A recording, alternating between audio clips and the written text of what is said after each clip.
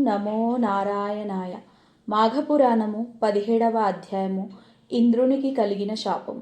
నిన్నటి రోజున విద్యాధర పుత్రిక మాఘమాస స్నానాన్ని ఆచరించి రాక్షసుడి బాధ నుండి ఎలా తప్పించుకుందో చూశాము. ఈరోజు ఇంద్రునికి కలిగిన శాపాన్ని గురించి తెలుసుకుందాము.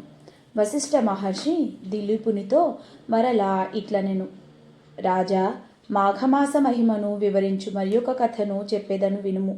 పూర్వము గృత్నమదుడను మహర్షి గంగానది తీరమున నివసించుచు మాఘమాస స్నానము పూజాధికము చేస్తూ తన శిష్యులకు మాఘమాస మహిమను శ్రీ మహావిష్ణువు మహాత్మ్యాన్ని వివరించుచుండెను. జహ్నువను మహాముని మాఘమాస స్నాన మహిమను వివరింపకోరగా గృత్నమద మహర్షి ఇట్లు పలికెను: సూర్యుడు మకర రాశిలో ఉన్నప్పుడు మాఘమాసము ప్రారంభం అగును.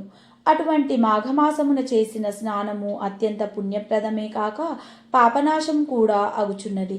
మాఘమాసమున ప్రాతకాలమున నదీ స్నానము చేసిన వారు ఇంద్రుడు మహాపాతక విముక్తుడు అయినట్టుగా పాప విముక్తులగుదురు. ఆ విషయాన్ని వినుడు. పూర్వము తుంగభద్రా నదీ తీరమున అన్ని వేదములను అధ్యయనం చేసిన మిత్రవిందుడు అను ముని ఒక్కడు ఆశ్రమమును నిర్మించుకొని ఉండెను. మిత్రవిందుని భార్య అతిలోక సుందరి. ఆమె ఒకనాడు తుంగభద్రా నదిలో స్నానము చేసి పొడిబట్టలు కట్టుకొని కేశములను ఆరబెట్టుకొనుచుండెను. రాక్షస సంహారమునకై దేవతలతో కలిసి ఆకాశ మార్గమున పోవుచున్న ఇంద్రుడు ఆమెను చూచి మోహపరవశుడు అయ్యెను. ఆమెను ఎటులైనను పొందవలెనని నిశ్చయించుకొనెను. రాక్షసులను జయించి తిరిగి వచ్చుచు ఇంద్రుడు ఆ ఆశ్రమం పై భాగమున నుండి మిత్రవిందముని భార్య అందమును ఆమె చేష్టలను గమనిస్తూ ఉండెను. మిత్రవిందముని తెల్లవారుజామున శిష్యులను మేల్కొల్పి వేదపఠనము చేయింపవలయునని తనున్న పర్ణశాల నుండి బయటకు వెళ్ళెను. ఇంద్రుడును ఆశ్రమంలోనికి రహస్యంగా ప్రవేశించి మిత్రవిందను పట్టుకొనెను. విడిపించుకొని పోవుచున్న ఆమెకు తాను ఎవరోనని చెప్పి తన కోరికను తీర్చమని ప్రార్థించెను. ఆమె సౌందర్యమును మెచ్చెను. ఆమెయును కామపరవశమై ఇంద్రుని పొందుకు అంగీకరించెను. కోరిన తీరిన ఇంద్రుడు ఆశ్రమం నుండి వెళ్లేందుకు యత్నించుచుండెను. అప్పుడే వచ్చిన ముని వానిని పట్టుకొని నీవు ఎవడవని అడిగెను. నేను ఇంద్రుడనని సమాధానమిచ్చెను. మిత్రవిందుడును జరిగిన దానిని గ్రహించెను. నీవు గాడిద ముఖము కలవాడవు అయి స్వర్గమునకు పోలేక భూలోకముననే ఉండమని శపించెను.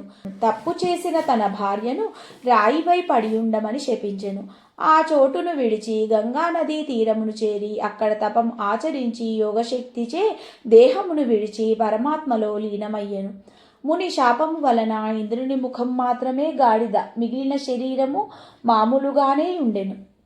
అచట ఉండుటకు సిగ్గుపడి పద్మగిరి అను పర్వతమును చేరి అచట గుహలో నుండి అచట ఉన్న గడ్డిని తిని కాలమును గడుపుతూ ఉండెను.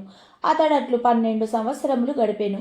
రాజైన ఇంద్రుడు లేని స్వర్గంపై రాక్షసులు దండెత్తి వచ్చి దేవతలతో యుద్ధము చేయుచుండిరి. దేవతలు రాక్షసులతో యుద్ధం చేయలేకపోయిరి. తమ ప్రభువగు ఇంద్రుని వెదకసాగిరి. ఇంద్రుని కనుగొనలేక వారు స్వర్గమునకు తిరిగి వచ్చిరి. రాక్షసులు మరలా వారిని తరిమి కొట్టిరి. దేవతలు ఇంద్రుని వెదుకుతూ నదీ తీరములందు సముద్ర తీరమునందు తిరుగుచుండిరి. అప్పుడు మాఘమాసం అగుటచే మాఘమాసమున నదీ స్నానము చేసి తిరిగి వచ్చు మునులను చూచిరి. మాఘమాస మహిమను ముచ్చటించుకొనుచున్న మునులకు నమస్కరించి మీరు చేయు వ్రతమేమి, దాని వలన వచ్చు ఫలమేమి అని ప్రశ్నించిరి. మునులు వారిట్లనిరి: దేవతలారా వినుము. మేము చేయు వ్రతము మాఘమాస వ్రతము. సూర్యుడు మకర రాశి యందుండగా ప్రాతకాలమున తటాకమందు స్నానము చేయుట, శ్రీ మహావిష్ణు పూజ, పురాణ పఠనము, యథాశక్తి దానము, దీని వలన దుర్లభమైన మోక్షము కూడా సులభమగును. మాఘమాసమున చేసిన మాధవ స్మరణ సర్వ పాపములను నశింపచేయును. మాఘమాస స్నానము పూజ మున్నగునవి చేయు వారి అదృష్టము అనంతము. మాఘశుద్ధ చతుర్దశి యందు గోదానము, వృషోత్పర్జనము, తిలదానము, ఆవూపదానము, పాయసదానము, వస్త్రకంబల దానము విష్ణులోక ప్రాప్తిని కలిగించును. శ్రీ మహావిష్ణువు దయ వలన సర్వలోకములు సులభములై ఉండును. అనుచు మునులు దేవతలకు మాఘమాస మహిమను వివరించిరి. దేవతలను దివ్యమునుల మాటలను విని మాఘస్నానమును సముద్రమున చేసి శ్రీ మహావిష్ణువును అర్చించిరి.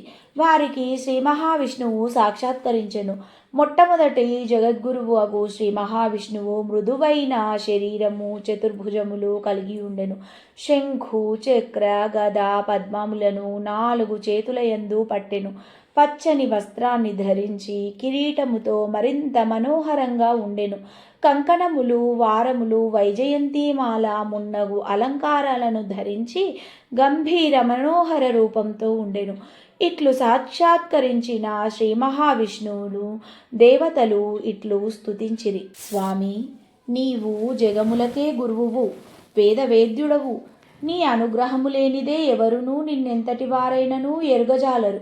చతుర్ముఖములు కల బ్రహ్మ, వ్యాస మహర్షి నీ పాదముల మహిమను స్తుతించి కృతార్థులు అయినారు.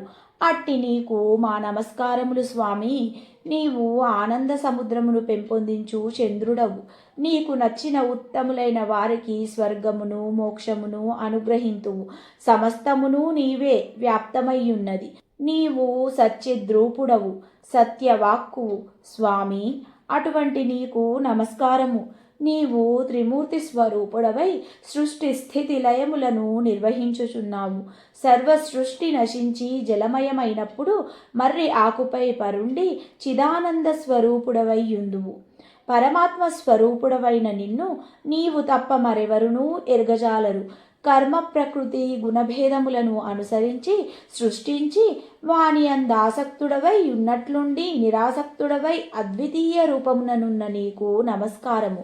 సర్వవ్యాప్తుడవైన నిన్నెవరునూ ఎరగజాలరు. బ్రహ్మ, ఇంద్రుడు మొదలైన దేవతలు, పంచభూతములు అన్నింటినీ సృష్టించిన వాడవు నీవే. ధ్రువుడు, నారదుడు, ప్రహ్లాదుడు, ఉద్ధవుడు మొదలగు ఉత్తమ పురుషులు మాత్రమే నన్నెరిగి సేవింపగలరు. నీవు జగములకు గురువువు, జగములను నీవే. మాట, మనస్సు మున్నగు వానికి అందని నీ రూపమును నిన్ను స్తుతించుట తప్ప ఏమీయూ చేయజాలని వారము. నాయకుడగు ఇంద్రుని కోల్పోయి రాక్షసులచే అవమానింపబడిన మమ్ము రక్షింపుము అని దేవతలు పలు రీతుల శ్రీ మహావిష్ణువును స్తుతించిరి. దేవతల యందు జాలిపడిన శ్రీమన్నారాయణుడు వారికి ప్రసన్నుడై ఇట్లనెను. దేవతలారా, ఇంద్రుడు మునిశాపముచే దివ్యశక్తులను కోల్పోయి గాడిద ముఖము కలవాడై పద్మగిరి గుహలలో సిగ్గుపడి దాగియున్నాడు. అతడు ముని భార్యను మోహించి ఆమెను అనుభవించి దోషము చేసి ముని శాపాన్ని పొందెను. పద్మగిరి గోకర్ణ సమీపమున ఉన్నది. పరమ పవిత్రమైన మాఘమాసమున అరుణోదయ పుణ్యకాలమున గార్ధభముఖుడైన ఇంద్రునిచే నదీ స్నానమును చేయింపుడు. అందువలన ఇంద్రుడు గాడిద ముఖమును విడిచి మంచి ముఖము కలవాడై పూర్వము వలె దివ్యశక్తులను పొంది మిమ్ము రక్షింపగలడు. కావున మీరు వానిచే మాఘమాస అరుణోదయ పుణ్యకాలమున నదీ స్నానము చేయింపుడని చెప్పెను. దేవతలు శ్రీ మహావిష్ణువు మాటలను విని విస్మితులైరి. స్వామి, మునిశాప పీడితుడైన ఇంద్రుడు కేవలం మాఘమాస స్నానముచే స్వగ్ధుడవునా? విచిత్రముగానున్నది అని పలికిరి. అప్పుడు శ్రీమన్నారాయణుడు, దేవతలారా, మాఘమాస స్నాన మహిమను మీరెరుగకపోవుటచే ఇట్లాంటిది. నేను చెప్పినట్లు చేసినచో ఇంద్రుడు యథా పూర్వరూపమును పొందుటలో ఆశ్చర్యము, సందేహము అక్కరలేదు. పూర్వము విశ్వామిత్ర మహర్షి ఇంద్రుని వలె శాపమును చేసి కపిముఖుడై మాఘస్నానము చేసి పూర్వస్థితి పొందెనని చెప్పెను. ఆ మాటలకు దేవతలు ఆశ్చర్యపడిరి. ఆ వృత్తాంతాన్ని చెప్పమని శ్రీమన్నారాయణుణ్ణి కోరిరి. అప్పుడు విష్ణువు ఇట్లు పలికెను. వినుడు. పూర్వము విశ్వామిత్ర మహర్షి భూప్రదక్షిణం చేయుచు గంగా తీరానికి వచ్చెను. మాఘమాస కాలము అగుటచే గంధర్వులు తమ భార్యలతో కలిసి గంగా స్నానము చేయవచ్చిరి. అట్లు వచ్చిన దంపతులలో గంధర్వుడు మాఘమాసమున నదీ స్నానము చేయుచు భార్యను కూడా నదీ స్నానం చేయుటకు రమ్మని పిలిచెను. భర్తతో భూలోకమునకు వచ్చి గంగా తీరమున చేరిన ఆమె, ఈ చలిలో నాకీ చన్నీటి స్నానము బాధాకరము. నేను స్నానము చేయజాలను. మీకు ఆ శక్తి ఇష్టము ఉన్నచో మీరు చేయుడని గంగా స్నానాన్ని నిరాకరించెను. గంధర్వుడు ఎంత చెప్పినను అతని భార్య భర్త మాట వినలేదు, స్నానము చేయలేదు. గంధర్వుడు మిగిలిన వారితో కలిసి స్నానము చేసెను. గంధర్వుడి భార్య మాఘమాస స్నానాన్ని దూషించి నిరాకరించుటయచ్చే ఆమె దివ్యశక్తులను కోల్పోయి ఆమె భూలోకంలోనే ఉండెను. స్నానము చేసి తిరిగి వచ్చి తమ లోకానికి తిరిగి వెళ్ళు సందడిలో గంధర్వుని భార్యను మిగిలిన వారు గమనించలేరు. దివ్యశక్తులతో గంధర్వులు తమ లోకాలకి వెళ్ళిరి. గంధర్వుని భార్య గంగా తీరమున దివ్యశక్తులు కోల్పోయి అసహాయురాలై తిరుగుచుండెను. ఆమె అడవిలో తిరుగుతూ విశ్వామిత్రుడు ఉన్న చోటకు వెళ్ళి వయ్యారంగా క్రీగంట చూసెను. ఆమె అందానికి యవ్వనానికి విశ్వామిత్రుడు తన్మయుడై ఆమెను ప్రేమించుటచో ఇద్దరు కామక్రీడలలో తేలి ఆడుచుండగా మరలా ఆ గంధర్వుడు తన భార్యను వెతుకుతూ వచ్చి చూడగా విశ్వామిత్రుడు గంధర్వ స్త్రీ క్రీడించుచుండరి. ఆ దృశ్యాన్ని చూచి మండిపడుచు తపస్వి అయ్యుండి కూడా ఇలా కామతృష్ణ కలవాడమైనందున నీకు కోతిముఖము కలుగుగాక అని విశ్వామిత్రుని పాషాణమయ్యుండమని భార్యను శపించి వెళ్ళిపోయాడు. విశ్వామిత్రుడు చేయినది లేక వానరముఖం కలిగి ఉండగా నారదుడు ఆ విషయాన్ని తెలుసుకొని విశ్వామిత్రుని వద్దకు వచ్చి, విశ్వామిత్ర, క్షణభంగురమైన తుచ్చకామ వాంఛకులోనే నీ తపశ్శక్తినంతా వదులుకున్నావు. సరేలెమ్ము, గంగా నదిలో స్నానం చేసి నీ కమండలంలోని గంగాజలము తెచ్చి ఈ పాషాణంపై చల్లుము అని వివరించగా విశ్వామిత్రుడు గంగా స్నానము చేసి విష్ణువును ధ్యానించి కమండలంతో నీరు తెచ్చి పాషాణంపై చల్లగా ఆ రాయి పూర్వం గంధర్వ స్త్రీ రూపాన్ని పొంది గంధర్వలోకానికి వెళ్ళిపోయాను. పూర్వరూపాన్ని పొందిన విశ్వామిత్రుడు తపస్సునకు వెళ్ళిపోయాను. దేవతలారా, మాఘస్నానము మహిమ మాటలకు అందదు, చాలా గొప్పది. కావున మీరు గాడిద ముఖము కలిగి సిగ్గుపడి పద్మగిరిలోనున్న ఇంద్రునిచే మాఘస్నానమును చేయింపుడు. అప్పుడు అతనికి శాప విముక్తి అగునని శ్రీమన్నారాయణుడు దేవతలకు ఇంద్రుని శాప విముక్తికి ఉపాయాన్ని సూచించెను.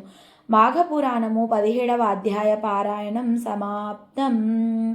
ఓం నమో నారాయణాయ.